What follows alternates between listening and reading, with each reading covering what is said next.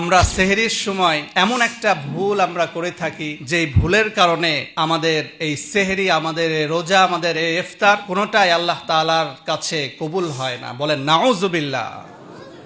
সেটা হচ্ছে সেহরির সময় আমরা যখন সেহরি খাই কি খাই না? বলেন না, খাই কি খাই না?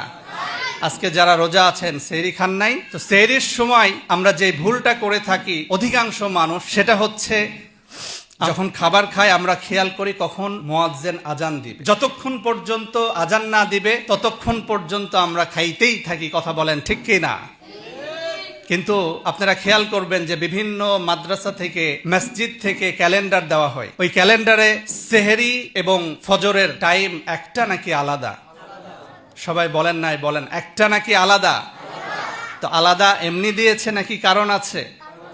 অবশ্যই কারণ আছে। সেটা হচ্ছে ফজরের সময় সেহরির পরে যে আজানটা দেওয়া হয়, এটা হচ্ছে আমাদের ফজরের নামাজের প্রিপারেশন হিসাবে।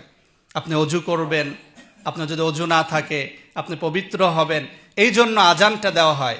কিন্তু সেহরির যে শেষ সময়, এটা কিন্তু আজানের কিছুক্ষণ আগেই শেষ হয়ে যায়। কথা বলেন ঠিক কি না? এই জন্য এই ভুলটা আমাদের করা যাবে না। তাহলে এখন থেকে আমরা ক্যালেন্ডার আমরা দেখে ফেলবো, দেখে আমরা ঠিক করব যে সেহরির শেষ সময় কয়টা, ওইটা ফলো করে আমাদের খেতে হবে। আপনি যদি আজানকে ফলো করে খান তাহলে এই রোজা, এই ইফতার, এই সেহরি আল্লাহ তাআলার দরবারে কখনোই কবুল করবে না। আমাদের এই রোজাকে কবুল করবে না একজন, এক সত্তা। বলেন তিনি কে? আল্লাহ। আপনাদের কি ক্লিয়ার হয়েছে?